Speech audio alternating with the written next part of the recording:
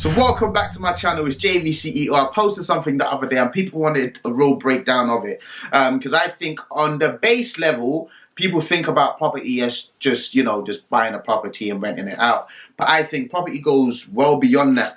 And I think when I posted that, it was very thought-provoking. I posted it on the business Instagram, which is JSnow, and I posted it on my personal Snapchat, which is JVceo. So if you're not following either of those, make sure you're following it, or you actually go and follow it right now. So yeah, it was quite thought-provoking, and I thought, you know what, let's do a video on it. Let me break it down a little bit more and or explain it to people that probably did not understand the diagram. And so today what I'll be covering, in my opinion, conservatively speaking, the 6 property steps. So, once you watch this video, then you would sort of understand where you are in the ladder and what you need to do to sort of get to that next level. So that's what I'll be breaking down in this video. If you're not subscribed, make sure you subscribe, like and comment, and enjoy the rest of the video. Right, step number 1, standard buy-to-lets. This is for the beginners. I think in terms of the barrier to entry with regards to this particular step, I would say around 15k, 15 to 17.5k should get you a decent buy-to-let. Putting on a 25% deposit, maybe a 60 to a 70 grand property. That's for me, that's the entry level to the property market. And this is very much peculiar to the UK scene, by the way, the UK property market.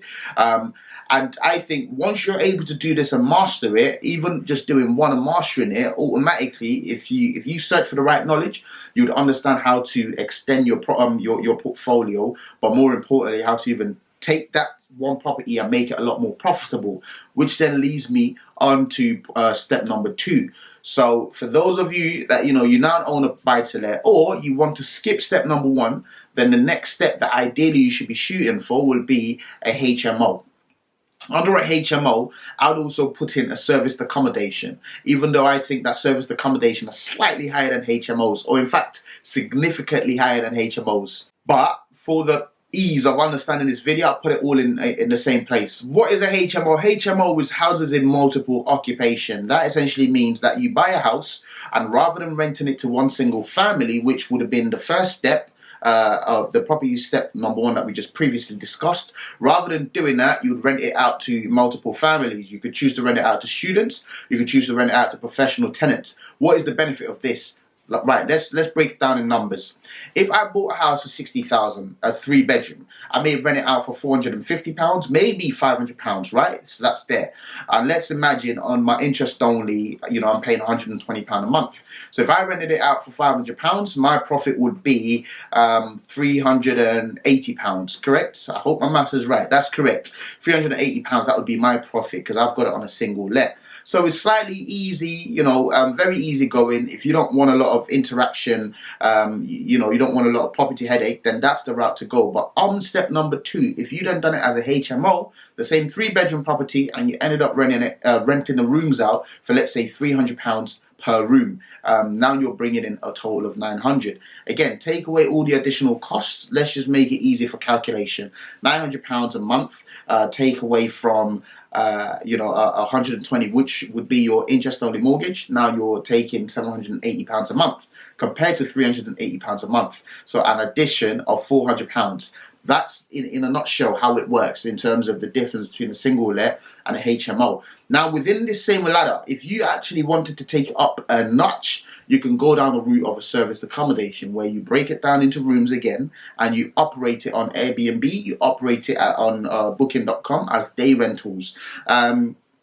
Generally speaking, depending on what area you're in, you can make anywhere from £30 a day to maybe £50 a day.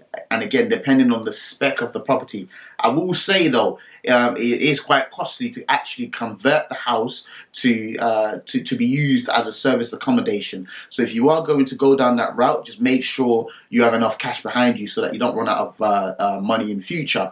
But that's number 2. So now, whilst you're still here, what step are you on? Are you on step 0, like you haven't begun yet? Or are you already on ladder number 1 and maybe potentially looking to progress to ladder number 2 in future? Because what I want to do with this channel, right, I want to create thought-provoking content or contents. What I don't want people to do is to get complacent. Oh, I've got 5 properties, all single lets. you're working hard. You're not really working smart. So the purpose of this video is to have you thinking in other different directions. How can I grow the property empire and take it to new heights? On to step number 3. That being commercial to residential repurposing. For those of you that don't know, there's been a lot of support from the government, which is unlike them, because they always seem to penalise the property market, and obviously us investors suffer the most. But in this case, they've actually created something that I think is totally magical.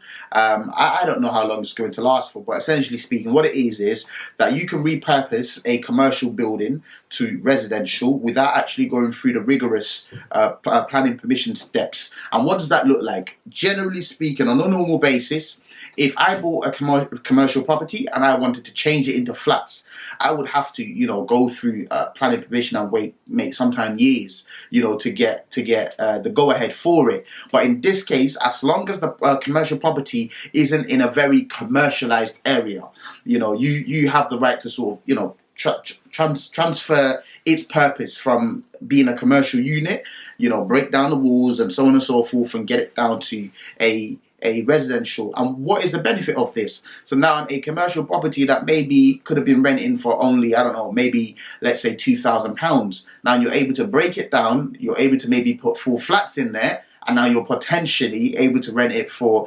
double that amount, obviously working out the numbers and so on and so forth to make sure it makes sense. But for me, that's the next logical step. And with that being said, people think, oh, commercial property. I used to be like that myself. I've never done a commercial deal before, but I'm actually looking at one in the near future. But I used to, be very apprehensive about commercial deals, because for me it was just too far ahead at that particular point. But then when you actually break it down and you think about it logically, you're doing exactly the same thing that you're doing in a residential space. We buy houses in a residential space, we knock in another room, we extend it out the back, whatever the case is, it is very similar to a commercial deal. In fact, anyone can do a commercial deal repurposing it to a residential. It may be that you just buy a standard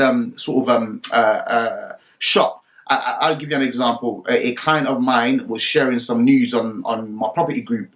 If you need more information on that, just email me, info@jsnow.com. Anyways, he shared a property. It was a William Hill, up for sale at £50,000, up north. And then I've looked at the floor plan, and we could actually potentially add a 1-bedroom flat round the back. So if we did that and we were able to rent that 1-bedroom flat at around £570 a month, and still rent the shop at around I think £780, £800 a month, you do the maths on that. For a £50,000 in investment, that's huge. Whereas if you just had the shop with that space at the back wasted, you would have never been able to do anything with it. So this is the benefit, and this is the next step in property. So if you feel quite confident and you feel like, I've exhausted my legs in the residential sector, then maybe it's time you dabble in the commercial to residential space. On to the big boys now. So on to point number 4. For me, the first 3, like I said, anyone can do that. You could even have a little amount of experience, and if you have someone to shadow, you should be able to complete quite easily point number 1 to 3.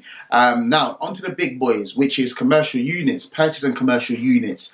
For me, again, if I showed you my property strategy, these are all parts of my property strategy. Commercial units would include things like office blocks, perhaps big complexes that you could, rent out to companies and so on and so forth. So for me, that would be the next step. But again, this step, I may personally, depending on what the future holds, I may actually skip it. Until maybe later on in life. The reason being, I'm not trusting the economy right now, and I think the economy is so depressed that I think, going into the commercial space, it is not very enticing. The only commercial space that I probably will consider, and now I'm talking to one of my business partners and we're looking at the possibility of doing that next year, would be warehouses. But that's for a totally different reason. Partly because in future I'd want to own a warehouse where I, essentially speaking, house all my businesses and my team that works in different areas of different things, and it's all in one warehouse.